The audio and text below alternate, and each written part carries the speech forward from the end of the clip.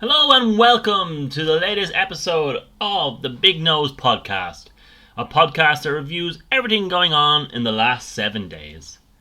I suppose the week that was, there was two main things we will review this week, one of which was the very emotional, the very needed, and the fantastic Mr. Fox on the Late Late Toy Show. I think we'll all agree that the Toy Show was a highlight of the year, possibly, but definitely of the last 7 days. I will also be reviewing the government decision to move from level 5 on a national basis to level 3 in the fight against COVID restrictions. Then we will be reviewing one of the most significant events to happen in this century so far, as I take a look back over the last 20 years and identify some of the most important events that have shaped the 20 years of this, the first 20 years of the century. So without further ado, I think the best place to start is to look at the movement from level 5 restrictions to level 3 restrictions next week, based on the government's appraisal of the situation where we are currently at. As things stand at this very moment, the reproduction rate within the country stands at below 100 people per 100,000, which is a lot better than where it was up to 5 weeks ago, where it was nearly 400 per 100,000. So all in all, we're at a better situation than we were 5 weeks ago. Granted, we aren't at a position where the government hoped we would be, where we have less than 100 cases a day. They were looking at moving to level 2 or 3 for this time of the year if we were at cases of 2 to 3. But I think the power of the lobbyists was underestimated. I think we have to look at the whole picture. We have to have a look at the state of the nation, the state of the nation's psyche in terms of where people's heads are at.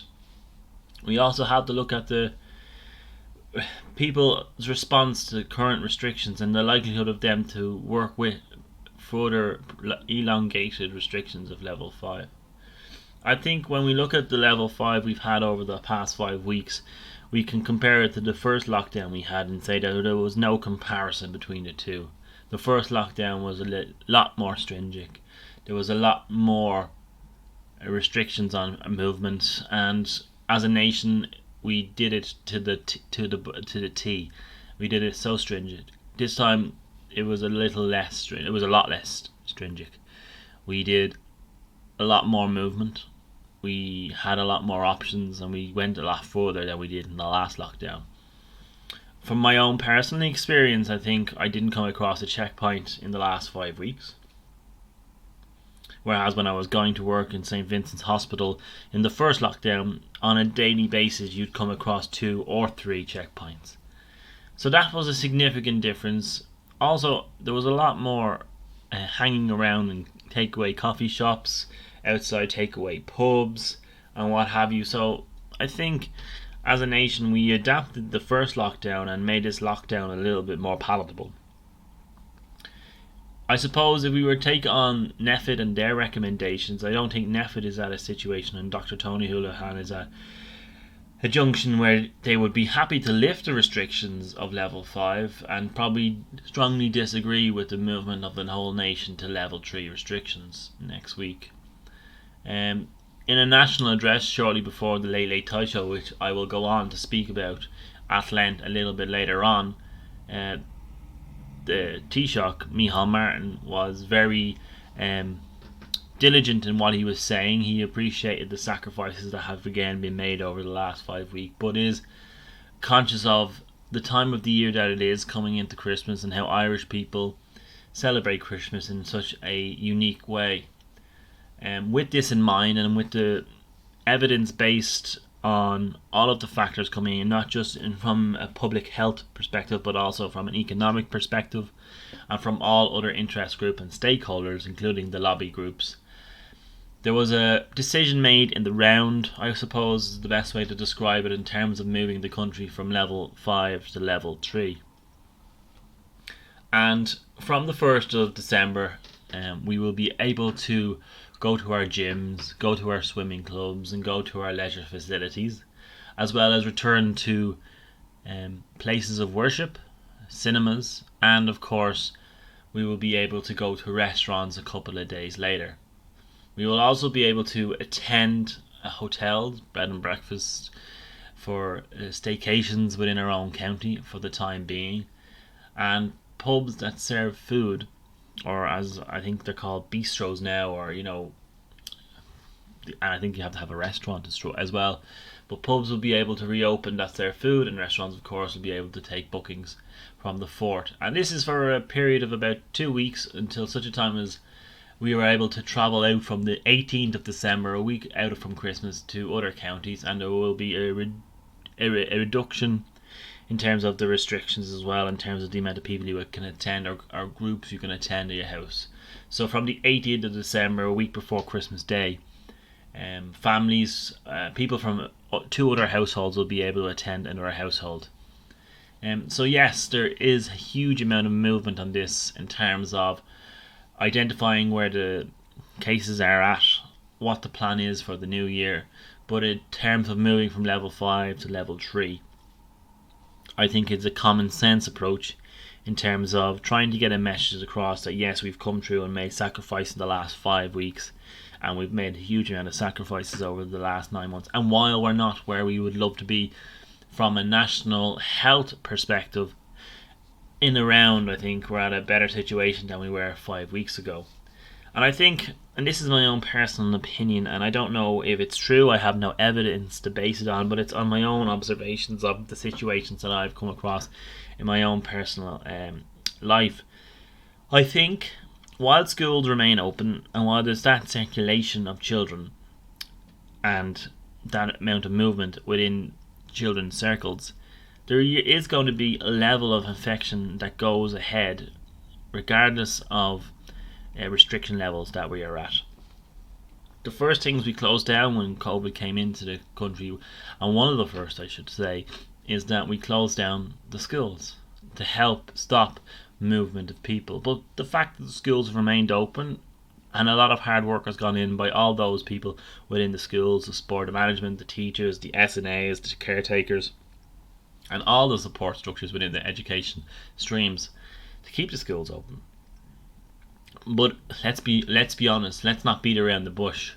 We know that this infection, this disease is spread through people, the congregation of people within close contact with each other, and we know that school settings are ideal for that. And children are very difficult to social distance. It might be a little bit easier amongst our teenagers, but definitely amongst our primary school goers it's very difficult. And within those primary schools you have adults, obviously the teachers, the caretakers, the administrative staff, they're within these groups.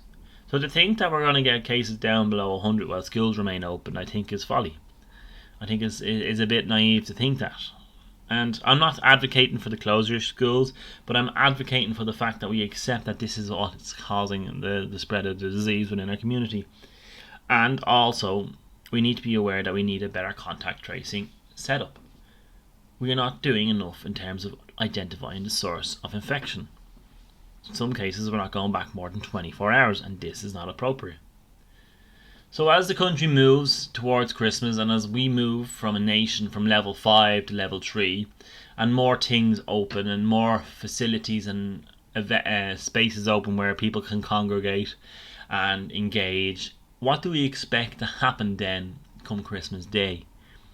Where families will be mixing from a number of households, and let's be honest, the idea that we're not going to hug or embrace or be in close proximity with each other is again a bit of naive. Yes, we can have the good public messaging and information given across to what the best practices are to do, but in reality this is a ticking in the box exercise from a government, because if they weren't seen to be doing this, then they wouldn't be doing their job or due diligence.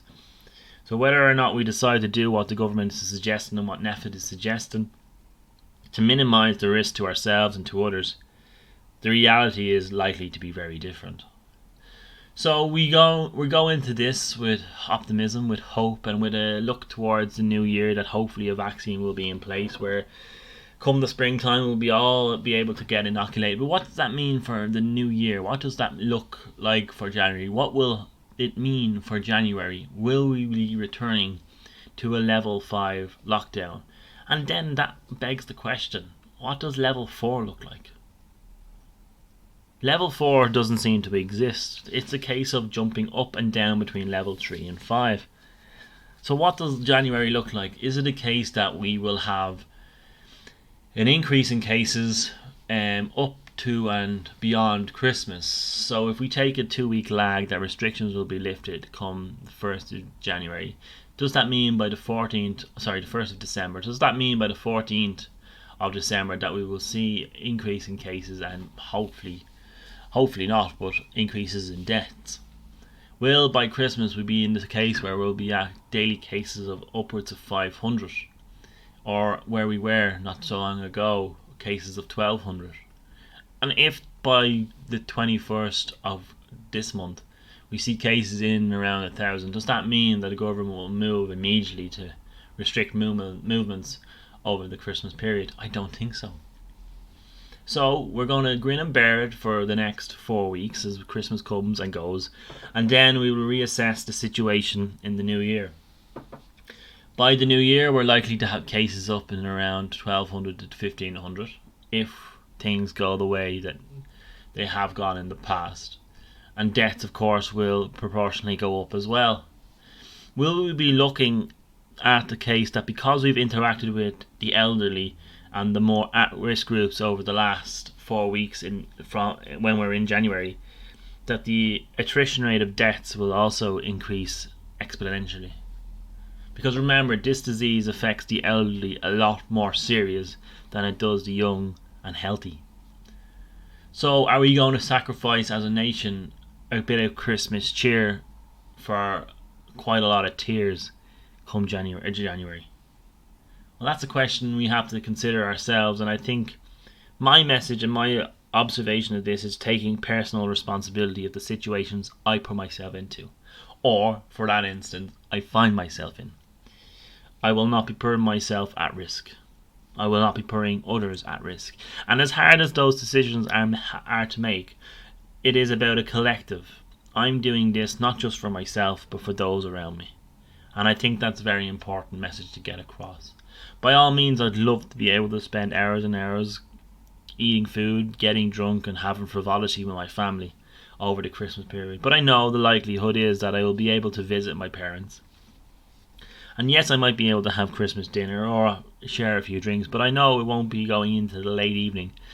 And I know we won't be doing it in the same way we've done in previous years. And this is all for a hope that to come the new year, that we won't be in a situation of lockdown. And that we hopefully will be in a situation where, come April or May, when I hopefully will be getting married, that we'll be in a situation where we can have all our guests engaging with each other, where we will be able to get up and dance around and move around as we have done in other celebrations. So that's my hope for this Christmas, that we have a Christmas like no other, and a unique Christmas, but for different reasons.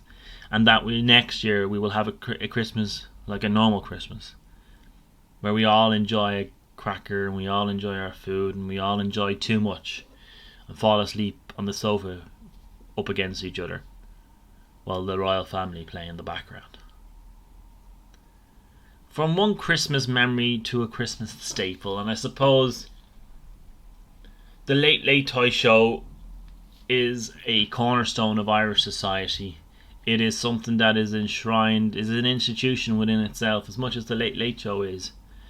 And this year, more than ever, perhaps we needed a Late Late Show to lift our spirits, to distract us, to give us hope as we look into the festive period. And in fairness to Ryan Tubridy and in fairness to RTE, who have come in for a lot of criticism over the last little while, and it is important to remember that this Late Late Toy Show went ahead in the most unusual circumstances, in the hardest of circumstances. So looking at the Late Late Toy Show this year, Ryan Tubridy as host, as has been for a long time now, was taking on the role of fantastic Mr. Fox in a Roald Dahl themed Late Late Toy Show special. In a spectacular invention in attendance at the National Library, it opened up with Ryan Tubridy sitting at a desk and a musical number from Björk, as far as I remember it. My music knowledge is somewhat not rusty. So yeah, it's all about being quiet and shh, but it's all about engaging in the Roald Dahl mind of the child and the imagination that is used. In fairness, the show opened with a spectacular number and it was very engaging, and it did it all from a social distance point of view, which RTE has come in for some stick over the last while. But everything was done by the book, and they even had a social distancing guard, a very funny young man, who had his 2 meter stick on standby when Ryan entered the live studio, and was making sure that everybody was keeping a safe distance. Looking at the set itself, it was a magical mastery of artistic design. James and the Giant Peach was very prevalent in the stage design. Willy Wonka gates were available to see, as well as the tree from Willy Wonka. It was a magical show, and this year it had a different focus, I think is the best to say. And for many reasons, I suppose, in terms of where we're at as a nation, what we can afford, what we can't afford, and what is important in society, as we've come to learn over the last 9 months. It really isn't about the materialistic goods that we buy or what Santa brings. It's actually about the people that we celebrate, and this is what the show really encapsulated. From the very outset, we had special guests showing up. I think the first was David Walliams, author, TV personality, and he was answering questions given across by Saoirse. I think one of the most memorable guests on the show was a young girl called Saoirse Ronan. Saoirse has had what can only be described as a traumatic 12 months. And as much as we're going through trauma ourselves in a global sense with the pandemic, the story she told so eloquently and so diligently was, I think, a very emotive story. A girl who came across as so pure, so genuine, so gentle. To have gone through the traumatic experience of losing a leg, an amputated leg, losing the ability to do what so many young kids would love to have, would love and really should be doing, is running around. Her leg was amputated, as you all have seen, from a lump that she found in her leg, which turned out to be a tumour. But through strength, determination, she has turned this negative into a positive. She has raised so much money, and the show then went on to raise so much more, as I'll go into detail in a while. But just looking at her, I think she was 8, maybe 9 years of age on the show, and as she was going through what was coming out of her bag and telling her what it was, it just reminds us all of the strength of character of young people, and how, regardless of the challenges that they face, they come to it with so much positivity, so much determination, and so much adaptability, that as adults we can learn so much from it. It's not about what you can't do, it's what you can do and how you can overcome the challenges. And the challenges that we face at the moment are massive. But in her own story, she was able to get up and walk around with the aid of a crutch, but in time I hope she'll be able to walk by herself. But I think the nice thing is that Ryan then went, and inspired by her fundraising and what she's given back to society, was to set up a fundraising toy show appeal, which to my mind at this moment in time on Sunday afternoon has raised upwards of 6 million. It's a magical thing to do, and because of all the money raised, and it will go to Bernardo's and other children's charities around the country, will add so much to their lives. And I think that night, as a nation, we all took away so much from her journey, and gave a greater perspective on life. I suppose moving from Saoirse, and this is what I'm talking about, it was all about the people and not the products. Annie, the AC/DC fan, who was very bubbly, very energetic, and very eloquent. Eloquent in terms of her language, in terms of how she was able to get across her point and how quick-witted she was, in terms of identifying that she doesn't like milk and saying that she really loves Fanta. But I remember sitting on the couch watching the show, and the stuff was brought out to the two guys, Ryan and Annie, in terms of what they were about to eat. And I remember seeing one of the RTE helpers, who was obviously dressed up as an Oompa Loompa, coming out and just rushing off set out of the corner of their eye. And they revealed from underneath the displays, she had a glass of milk and he had a glass of Fanta. But he decided that he had a big bottle of Fanta down beside his side, and he took it out and he opened it. And I was saying to me, watch this, and sure enough, he opened up the orange and it basically blew up like a bomb, fizzed all over him. And lo and behold, he let out a swear word, which we won't repeat on this show. But he let the F-bomb drop. Now, and in real time I didn't hear it, and it was only when social media started going off that I did listen back to it and you could hear it. But his reaction to it was kind of so Ryan, so genuine, so honest, and a realisation of what had happened, that he didn't need to apologise there and then. And I don't think going into the future he needs to apologise. I don't want to hear him come on the radio show on Monday morning at 9 o'clock and say, you know, I'm very sorry to hear about F-bomb. If anybody heard the F-bomb or the F-word, and I want to apologise. I don't think he needs to apologise. Someone had obviously set him up, shake the bottle when they had brought it out and put it down beside him.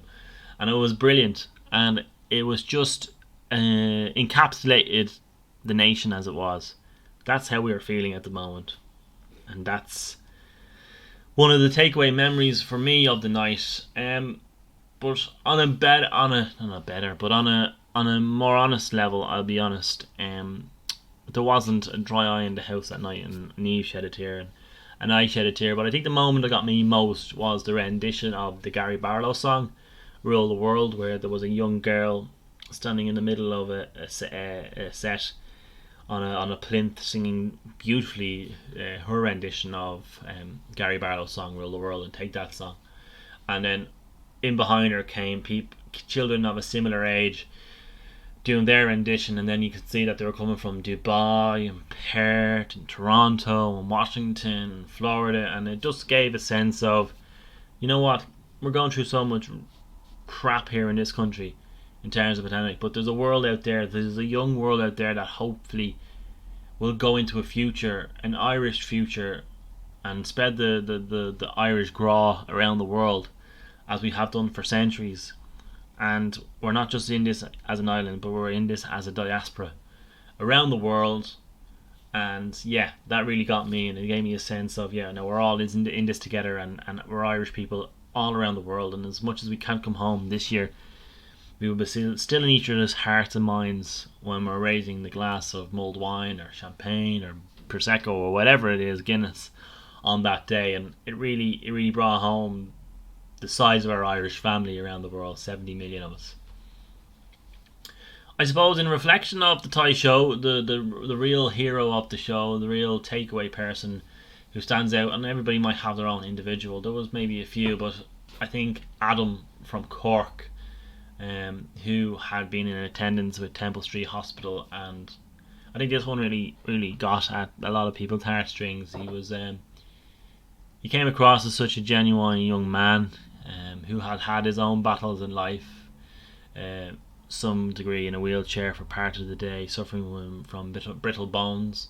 And I think Ryan's engagement with him as well is a testament to how Ryan does all these shows. And you know, he comes in for a lot of stick for a lot of the stuff that Ryan does, but he does excel in this role a lot more than other previous presenters. But I think the fact that Adam, and the reaction of Adam to the appearance of his hero, the porter from Temple Street, John Doyle, and the stories that Adam regaled about the staff and the frontline workers at the hospital, and how they go out of their way to make the place a good place for the kids, for the amount of time that they spend there is amazing. And I think myself and Eve were discussing this later on, how important it is that sometimes Heroes don't have to be the celebrities or don't have to be the famous people. Sometimes in kids' lives, and this is what I always say to people, sometimes in kids' life, it's not necessarily the person on the screen who's important or the hero or can be the hero. It's just the person on a day-to-day basis, the teacher, the care worker, the SNA, the doctor, or in this case, the porter. And it is important to remember this in our own lives, that we can be the hero for somebody, but also someone around us can be our hero. And we don't always have to look for, the silver lining in society in terms of looking for inspiration from Instagram or Facebook or Twitter. It can be as easy as the person in the shop corner who sells you sweets as a child. That can be your hero. And subsequently we learned of Adam's dream to visit NASA and Control Center, and he was honest, a very honest child in terms of not being able to be an astronaut. And it has been great what has come out after the show in terms of the subsequent contact from, I know Chris Hadfield has been in contact, I know NASA has been in contact, and you know what, I hope that in time the opportunity for him to visit these places and experience these places, as I have myself, comes to fruition when all this returns to normal. The show itself finished off with a lyric that we will all be singing for a number of weeks to come, that rock is the best medicine. A young man from Louth called Noah, who was very enthusiastic, for want of a lesser description, in terms of his approach to life and how he conducts himself. And then we had a very emotional part towards the end where the Ed came on a VT and heard about Noah's story and his enthusiasm for music and the fact that he believes rock is the best medicine, which a lot of the members and fans of U2 would totally agree with. Noah was taken aback when a guitar signed by The Edge came onto the stage and was there for him to take on with him that evening.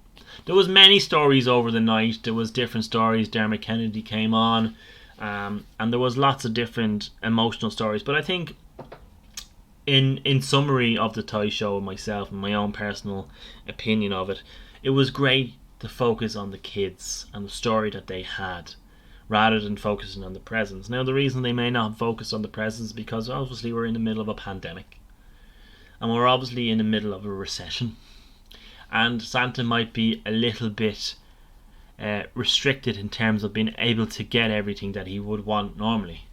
And instead of trying to put pressure on families and on Santa, it might have been a case of, there's no point in publicising all these great toys that are out there. Let's focus on the stories and the people. And I think that is one of the best things. And I think a lot of people, looking at what happened on social media and the feedback across different channels, is that it was one of the best toy shows ever in terms of its content. In terms of the money it raised through its toy show appeal, upwards of 6 million. In terms of the personal stories that were shared, and I know of all the stories that I've mentioned this evening, there are loads of other stories that don't get shared, and people going through similar, if not worse, things. But as a nation, we all came in and sat down with our families. We had our decorations up, we had our wine in, we had our chocolate and popcorn ready, and the show went past midnight, and some of us may have fallen asleep. And yes, there wasn't a crowd in attendance, but we had the virtual frontline workers who went away with a tidy sum, and all credit to them for doing that. But as a nation, we came together. We kind of crystallized how we felt in one evening, and we focused on people and their stories and their trials and their tribulations and the positivity that is still there within our country, and especially amongst our young people. So when we get through this in the next 12 months, that we will be in a place and positioned in a place where we will be full of positivity, ready for the new world that emerges from post-COVID-19, and again be in a position to travel the world, travel the story of Ireland, and bring that graw, that crack, and that personality to the world. And I think that's what the Late Late Toy Show encapsulated this time round. It wasn't about the toys, it wasn't about the PlayStations or the Xboxes or the new thing on the TV. It was about the people, about the stories that they had to tell, the challenge they overcome, but in all of this, the positivity that still remained in their innocence and youth. And I think that is very important as we go into 2021. Turning to my review of the last 20 years and the first 20 years of this century, and trying to identify key moments in it that maybe shaped this country, I don't think I can start anywhere else really than to look at possibly the visit of Queen Elizabeth II to Ireland back in 2011. We all know, and I suppose I touched on last week's podcast, the Bloody Sunday of 1920. But Queen Elizabeth visited Ireland in 2011, as Barack Obama did. But this was on a different scale, a scale that we had seen like no other. The then President of Ireland, Mary McAleese, was the one who had stretched out the arm of invitation.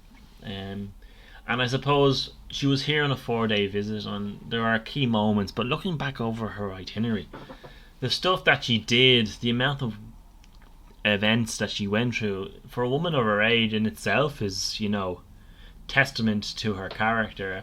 She arrived not in Dublin Airport, but at a aerodrome in County Kildare. It's called Casement Aerodrome. It's kind of where the army kind of do a lot of their work. She was received by the then Taoiseach Eamon Gilmore on a windy and wet Irish day, which, clad in her green. She was very properly dressed. From the Casement Aerodrome, she went then to meet Mary McAleese in Áras an Uachtaráin. And of course, as everybody who arrives at Áras an Uachtaráin as a guest of Mary McAleese or any president of Ireland, she signed the guest book. Now, this was really pomp and ceremony of trip. It was all about doing things on a state visit stage, and it was obviously very historical, but a part of that was obviously going through the jigs and reels of what a state visit encapsulates. She received her 21 gun salute in the Phoenix Park and went and planted a tree beside the Peace Bell in the gardens of the President. From there, she then attended the Garden of Remembrance, just up off O'Connell Street as far as I remember, and herself and Mary McAleese laid the wreath at the Garden of Remembrance. Now, what happened next, I suppose, is probably, when you look at the trip as a whole, and there was a couple of key iconic moments throughout this trip, but one of the key iconic moments that happened on day one was, of course, the fact that the Queen bowed her head, saluting and commemorating all of those who had fought for Irish freedom in the Garden of Remembrance. And that was huge in terms of the acknowledgement of the head of the British Empire, the head of the English monarch, the head of the British monarch, acknowledging all those who had lost their lives in terms of the War of Independence. And that was significant. And I remember watching the day on the TV and the coverage across the board, but this is one of the standout moments. And I don't know if it was scripted, I don't know if it had been prearranged, but it was something that really went in terms of galvanizing all sides of Ireland in terms of their beliefs, in terms of, yes, the Queen was here and she was acknowledging what had happened in the past, and it was a very historic moment in the trip that she was here for 4 days. She went from the Garden of Remembrance to Trinity College, where of course everybody visits to see the Book of Kells, and then retired to Farmleigh. I think she was staying at the embassy, the British embassy there in the Phoenix Park. So day two, up and at 'em nice and early. I suppose she was off to the Guinness Storehouse. I think Ryan Tubridy was there to greet her and give her the whole spiel about Guinness and what was going in. And of course, there was a pint poured, and I think protocol took over. I don't know if the media really thought she was going to lift the glass up and have a swig of the old Guinness, but I'm pretty sure, my memory serves me correct, that Prince Philip does. So she kind of saw the great and the good of Dublin that day. She went to government buildings herself, went then to the War Memorial Gardens at Island Bridge, and again, it was a wreath laying ceremony. From there, she went on to, of course, the home and headquarters of the Gaelic Games of Ireland, Croke Park. She was received by the president of the GAA there, and of course was given the whole spiel about what had happened here, and she was very much informed about what had happened in terms of the 1920 Bloody Sunday Massacre. And then later that day, another iconic, as I spoke previously about a couple of iconic moments, she was in attendance as a guest of honour of the President of Ireland at a state dinner at Dublin Castle. Now, what happened next in terms of the meal itself and what happened is she had a speech, obviously, and in this speech she started off the speech Oscuelga in Irish, and all I remember is the face of Mary McAleese going, wow, wow, wow. And for an English monarch to speak in any other country's language is significant, but to speak in Irish in Ireland on our first visit was truly surmised by the words wow, and I can't put it any better, but it was just spine tingling. Now you might think it was only one sentence, a couple of words strung together, but it's the symbolism, and Irish history is so much about symbolism, and especially between the English and the Irish, symbolism matters so much. And to believe that symbolism doesn't matter is to be very naive in terms of Irish history and Ireland today. She spoke very eloquently about the relationship, and very honestly about the relationship between Ireland and England over the last 100 years or more, and it all culminated, of course, in the Good Friday Agreement back in 1998. Day 3, she got really into what she liked, and it was all about kind of her own pleasures. She went and visited the National Stud in County Kildare, and we all know the Queen loves horses. She is very fond of horses, and she's very into her horse, and she knows her horses. She knows her stuff in terms of that. And then, of course, the National Convention Centre was commissioned by the British Embassy to host a party in honour of the Queen, and all good things Anglo-Irish were celebrated that night. Song, dance, art, the works. And the person hosting this was the British Embassy. So everybody in attendance were guests of the British Embassy. It was a return, therefore, of what happened in Dublin Castle. Day 4, she went outside of Dublin on a wider scale. She went down for a trip to Tip and visited Rock Castle, and then she went to the English market in County Cork, and got to meet a lot of different people, and the weather was really good. It would be wrong of me to talk about the visit and how important the visit was in terms of it, and it went all well and brilliant, but there was a degree of protest, let's be honest. Not everybody was happy that she was in attendance. Sinn Féin, for example, wasn't very happy about it, but accepted it. But there was protests around the cities that she was attending, and they were well kept back, and it was one of the biggest security operations that ever happened on this island.